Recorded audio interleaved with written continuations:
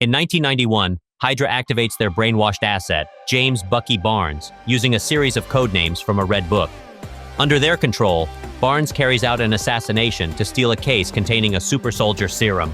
1 year after the Avengers defeated Ultron in Sokovia, Captain America, Black Widow, Falcon, and Scarlet Witch try to stop Crossbones from acquiring a biological weapon in Lagos.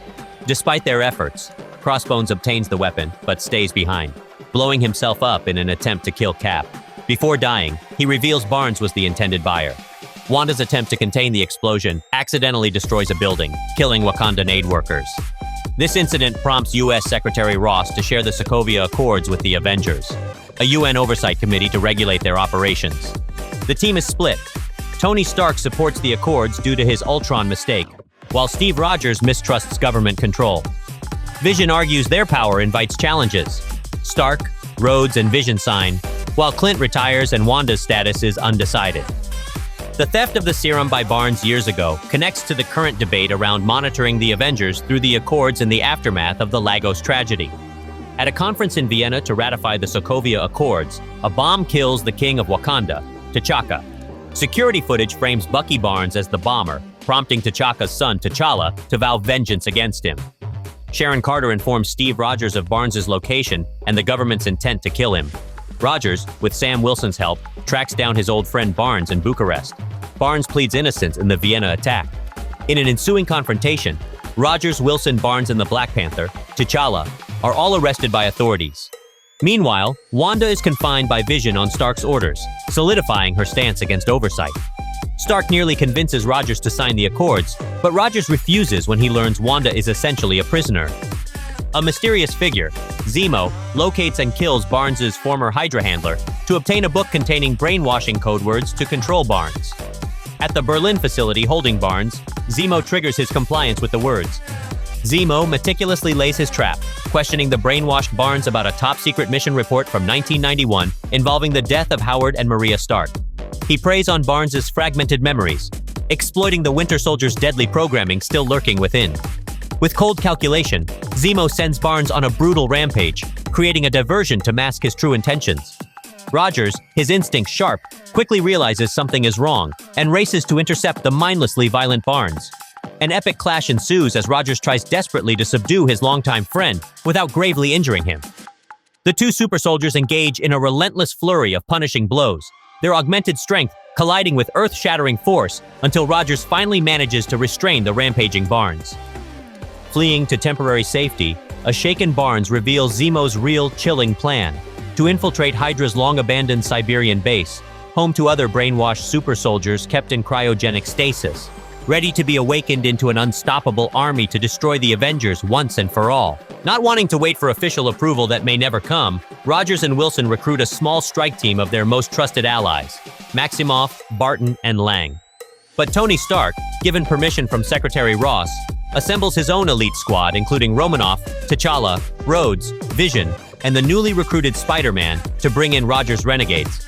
The two opposing sides clash in a spectacular battle at the Leipzig-Halle airport, with cars sent flying, massive explosions rocking the area, and former allies engaged in brutal combat. Spider-Man's incredible abilities are put to the ultimate test against the combined might of Rogers' seasoned warriors. Only when Romanoff reluctantly allows Rogers and Barnes to escape does the ferocious fighting grind to a halt. Both sides battered, and the once unbreakable Avengers now irreparably fractured. In the aftermath, Rhodes lies paralyzed from an accidental shot by Vision during the chaos. Stark realizes too late that Barnes was merely a pawn, framed by the true mastermind Zemo, a Sokovian operative seeking vengeance against the Avengers for his family's death in the Battle of Sokovia. The final showdown comes in the remote, snow-swept confines of the Siberian Hydra base, where Zemo reveals he has preemptively slaughtered the other cryogenically frozen super soldiers.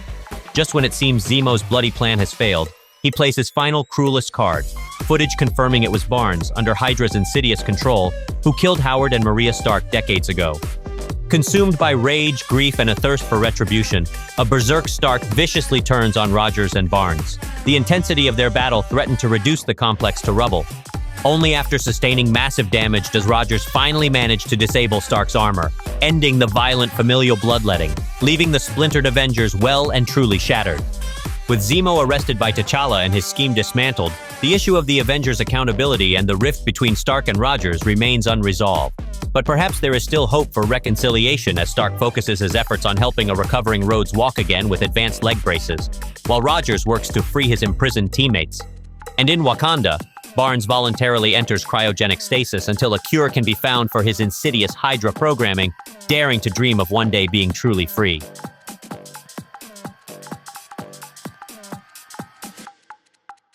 Captain America Civil War is an impressive accomplishment for Marvel Studios, showcasing the storytelling potential in the superhero genre.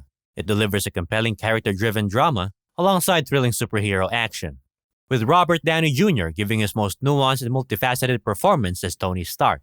The film provides intriguing subplots for supporting characters like Scarlet Witch and Vision, exploring their powers and limitations. The dynamics between various superhero characters, such as Scarlet Witch with Vision and Bucky with Falcon, are highly entertaining. Civil War successfully lays the groundwork for even bigger and better things to come in Phase 3 in the Marvel Cinematic Universe. While ambitious in its storytelling, Civil War relies on heavy-handed plot contrivances and less effective story twists compared to its predecessor, Captain America: The Winter Soldier. The film struggles to deliver a satisfying payoff to the intriguing questions and dilemmas presented in its first act. Steve Rogers' personal arc is not as engaging as in previous solo movies, and at times, it feels like he's pushed to the back seat in his own film. The ideological conflict between Steve and Tony is somewhat underwhelming. Established MCU characters like Hawkeye and Ant-Man received the least on-scene development, although they are given some of the best action scenes. Despite its flaws, Captain America Civil War is a great superhero blockbuster that succeeds in being as fun as any MCU film to date, while also being more mature than many of them. It's an impressive accomplishment that provides further proof of the storytelling potential in the superhero genre.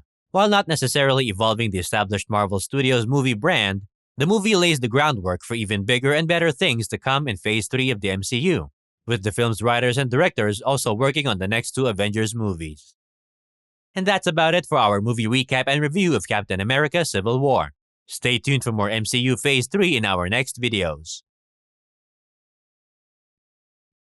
As thanks for watching the whole video, here's a picture of a cute puppy. And if you have a movie or TV show that you want us to cover, just comment it down below.